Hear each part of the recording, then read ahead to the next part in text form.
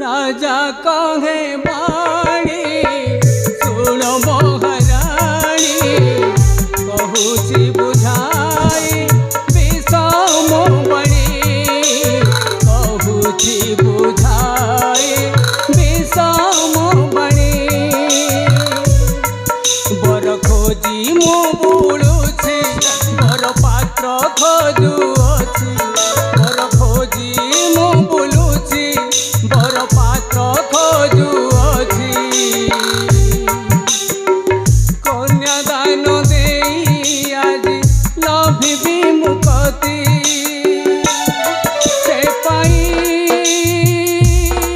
मो चिंता सदा घूरे मोथा से पाई मो चिंता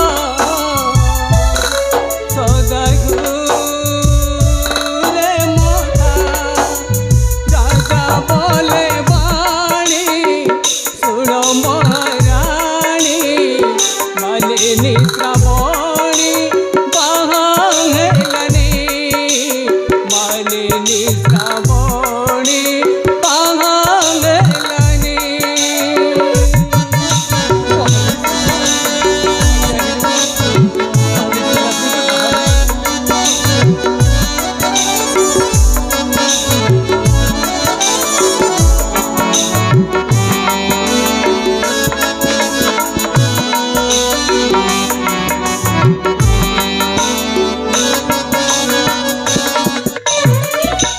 महाराणी शांति स्वामी झियो घियो दुही गृहे रखी न जगई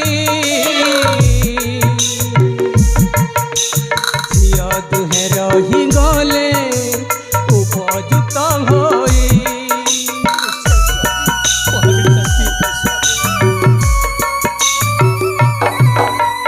झियो झियो दुही गृहे रखी न जगई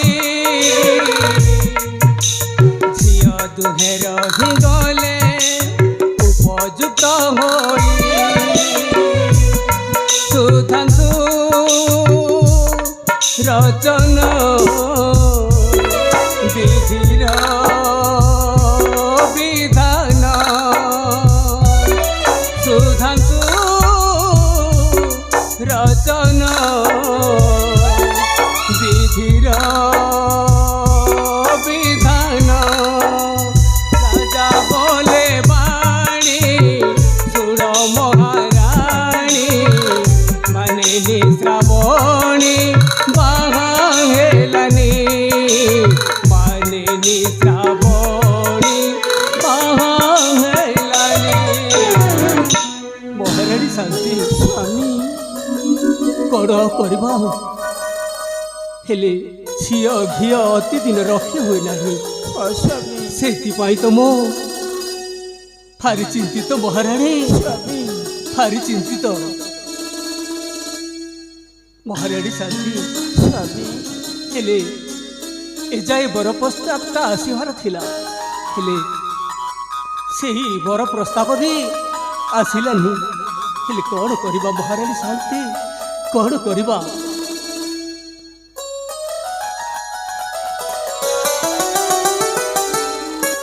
ग्रहण करंतु महाराज अरे तुम्हें के देशरू आसीअछ मु अभयगढ़ आसी मो पुओ श्रावण तुम झ श्रावणी को भल पाए एणु प्रस्ताव नहीं आसी अरे बंधु ताहेले प्रणाम तुम्हें मो झील पाए प्रस्ताव नहीं आसीछ ना हाँ हाँ ताहेले ठीक अच्छे बंधु मोर दुईटा झी अच्छा गोटे हेउछि मो निज झी आउ गोटे हेउछि पालित झी हेले केउ झील को तुम्हें विवाह करिवो आपणकर इच्छा महाशय श्रावणी को ही मो पुओ भल पाए एणु श्रावणी को ही बहु करने को चाहे बंधु ताहेले तुम राजकुमार जदि श्रावण को भल पाए ताहेले श्रावण को तुम राजकुमार सहित विवाह करदेवा। हाँ महाशय ତାହେଲେ ମୁଁ କିଛି ଦିନ ଗଲା ପରେ ଏ ବିବାହ କାର୍ଯ୍ୟ ଆରମ୍ଭ କରିବା। ମୁଁ ଆସୁଛି। ଠିକ୍ ଅଛି ବନ୍ଧୁ, ତାହେଲେ ତୁମେ ଜ୍ୟୋତିଷ ମତରେ କିଛି ଶୁଭାଶୁଭ ଦେଖାଇ ଶୀଘ୍ର ତୁମେ ଖବର ପଠାଇବ। ନିଶ୍ଚୟ ବନ୍ଧୁ। ହେଲେ ଗୋଟିଏ ସାରି ନିର୍ବନ୍ଧ କରି ବାହାଘର ସାରିଦେବା। ଠିକ୍ ଅଛି ବନ୍ଧୁ, ତାହେଲେ ମୁଁ ଆସୁଛି। ଠିକ୍ ଅଛି, ତାହେଲେ ପ୍ରଣାମ ବନ୍ଧୁ।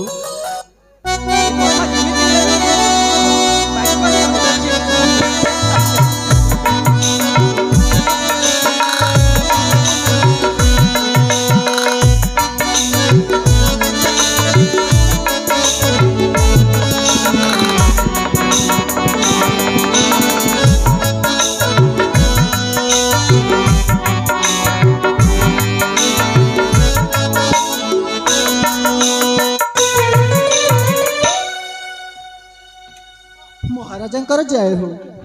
ଆଚ୍ଛା ବି ମହାରାଜ, କାହିଁକି ମହାରାଜ ଆପଣ ଚିନ୍ତିତ ଦେଖାଯାଉଛନ୍ତି? କ'ଣ କରିବି ମୁଁ, ହେଲେ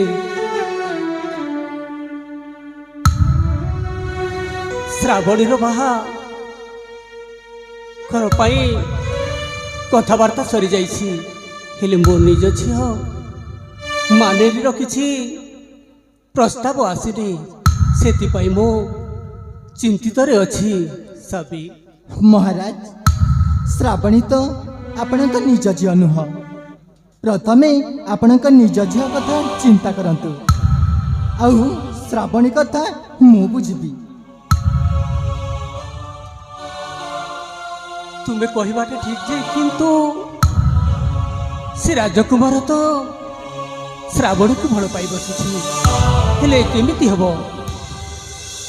ମହାରାଜ, ଗୋଟିଏ ଉପାୟ କଲେ ନିଶ୍ଚିନ୍ତ ଭାବରେ ଏ କାମଟା ସଫଳ ହେବ।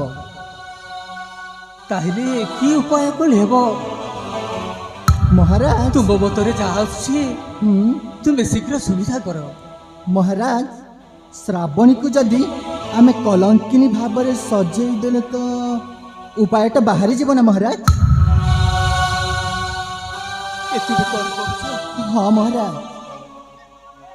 ଶ୍ରାବଣୀକୁ ତାହେଲେ କଲଙ୍କିନୀ ସଜେଇବା କେମିତି? ମହାରାଜ, ଏମିତି ଜଣେ ଲୋକ ଅଛନ୍ତି, ସେ ନିଶ୍ଚୟ ଉପାୟ ବାହାର କରିବେ। ମୁଁ ତାଙ୍କୁ ଆପଣଙ୍କ ଆଦେଶ ହେଲେ ନିଶ୍ଚୟ ଡାକିବି ମହାରାଜ। ଠିକ୍ ଅଛି, ତାହେଲେ ତୁମର ଯା ଇଚ୍ଛା ସେୟା କର। ଠିକ୍ ଅଛି ମହାରାଜ, ମୁଁ ତାଙ୍କୁ ଡାକିଛି।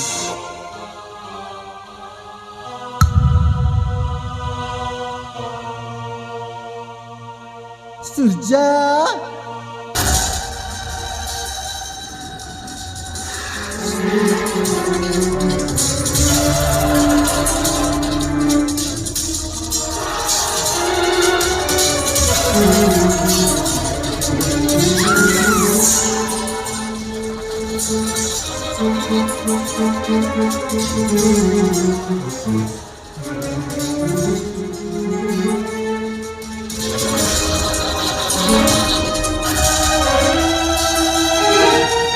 ହ୍ୟାଲୋ ଏ ସାବି, ହଁ ମୋତେ କାହିଁକି ଡାକିଲ?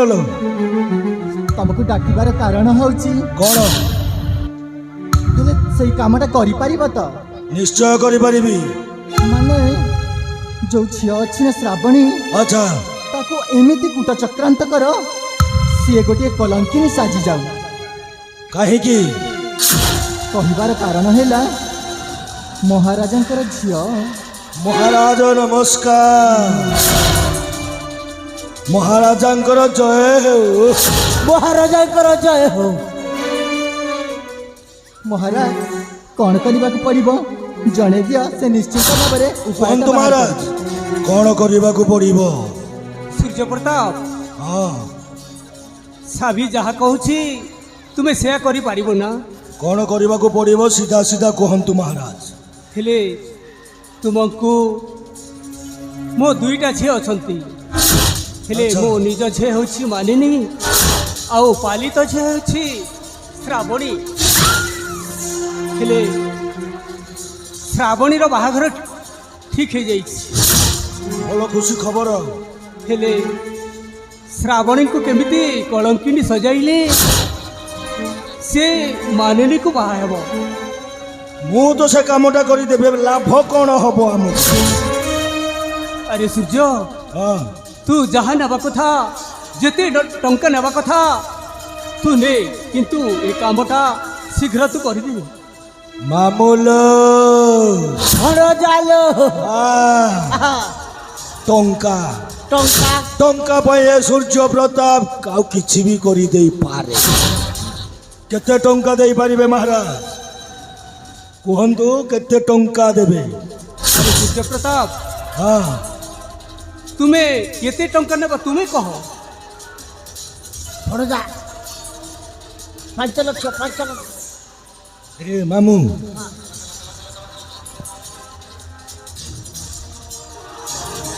5 ଲକ୍ଷ ହବନି, 10 ଲକ୍ଷ ମାଗିବ ନା ମହାରାଜ। ସୂର୍ଯ୍ୟ, ଆପଣ ଖାଲି 5 ଲକ୍ଷ ଟଙ୍କା କହିଲେ, 5 ଲକ୍ଷରେ କିଛି ହବନି। ଆରେ ଯେତେ ଟଙ୍କା ଲାଗୁ ତୁମେ କାମ କରିବ ନା।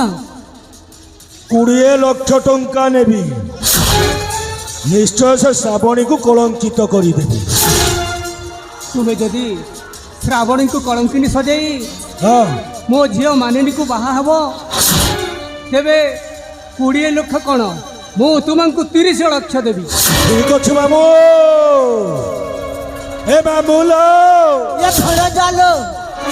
30 ଲକ୍ଷ হবে, 30 ଲକ୍ଷ ସାରା ଜୀବନରେ କେବେ ଦେଖିନୁ। ମହାରାଜ ଆମକୁ 30 ଲକ୍ଷ ଟଙ୍କା ଦେବେ। ଠିକ ଅଛି, କାମଟା କରିଦେବା।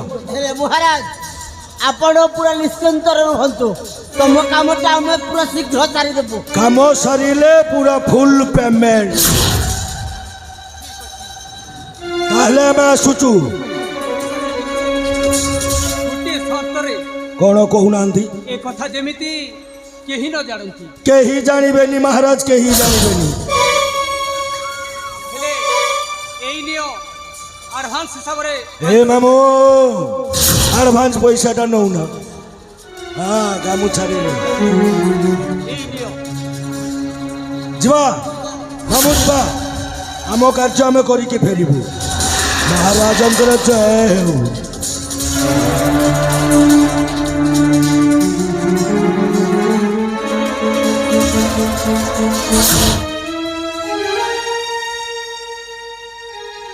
ଆଲୋ ହେ ପକି, ତୁ କ'ଣ ତ ନିଜ ଝିଅକୁ ମାରିବା ପାଇଁ କହୁଛୁ? ତ ବୁଦ୍ଧୁ ସିଦ୍ଧି ନାହିଁ କି? ମଉସା, ଆପଣ ବୋଧେ କିଛି ଜାଣିନାହାନ୍ତି ନା। କ'ଣ ହେଲା କି? ସତ କଥାଟା ଯଦି କହିବି ନା, କହୁନ। ତାହେଲେ ଆକାଶ ଢେଇ ଢେଇ ଢେଇ ଢେଇ ଢେଇ ହେଇକିନା ଫାଟିଯିବ, ଆଉ ଏଇ ମାଟି ତଳଟା ପୁରା ଖସି ପଡ଼ିବ ମଉସା। କ'ଣ ହେଲା? ବୁଲେଇ ବାଙ୍କି କ'ଣ କହୁଛୁ?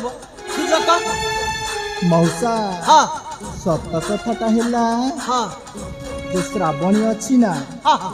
ସେ ପ୍ରକୃତରେ ମୋ ଝିଅ ନୁହଁ। ମାମୁଲ ଭଣଜା, ଏ କାନଟା କ'ଣ ଶୁଣିଲା? ସବୁ କିଛି ସତ। ତାମାନେ ଶ୍ରାବଣୀ ତୋ ଝିଅ ନୁହଁ? ହେଲେ ତମ ଝିଅଟା କୋଉ, ତା ନାଁଟା କ'ଣ? ମୋ ଝିଅ ନାମଟା ହଁ। ମାନିନୀ।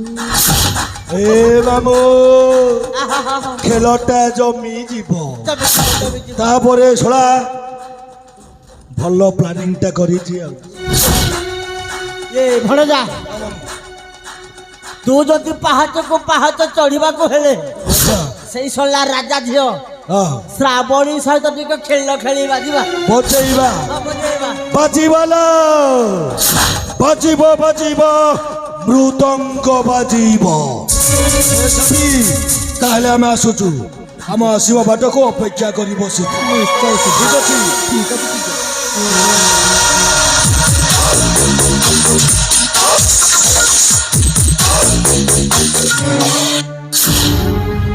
ଯାହା ତ ଖେଳ କରିବା କଥା ଏବେ ହିଁ ହବ, ଆଉ ଢୋ ଢୋ ହେଇକିନା ଫାଟିବ। ଏମିତି ଖେଳ କରିବି ଯେ ସେଇ ଶ୍ରାବଣୀ ଅଖା ଧଉଥିବ ଆଉ ଏ ସାବିର ଗୁଣ ଗାଉଥିବ ବେ। ଠିକ ଅଛି ମୁଁ ଏଥର ଏଇ ସୂର୍ଯ୍ୟଙ୍କୁ ଅପେକ୍ଷା କରି ଚାହିଁ ବସିଥିବି। ହଁ ଏଥର ମୁଁ ସେଇଠି ଅପେକ୍ଷା କରିଥିବି ସୂର୍ଯ୍ୟର କାମ ହାସଲ ହେବା ଯାଏ। ଏଥର ମୁଁ ଆସେ।